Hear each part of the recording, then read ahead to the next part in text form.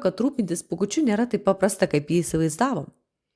Vieną rytą Amelija pabudo ir pamatė, kad Pūkučio narvelis yra netvarkingas.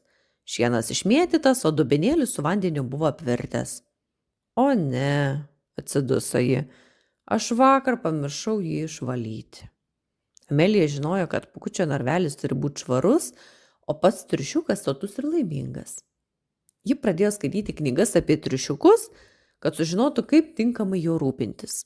Jis sužinojo, kad triušiukai turi daug bėgioti, kad išliktų sveiki ir kad jiems reikia ne tik morkų, bet ir įvairių daržovių bei šviežio vandens.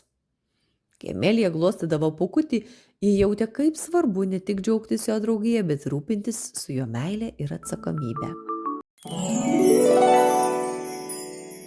Kviečiu pasinerti į stebuklingą pasakų pasaulį YouTube kanale Eglės pasakėlės. Jei ši istorija sušildė jūsų širdį, labai lauksiu like, širdelių ir komentarų bei pasidalinimų. Ačiū, kad esate kartu.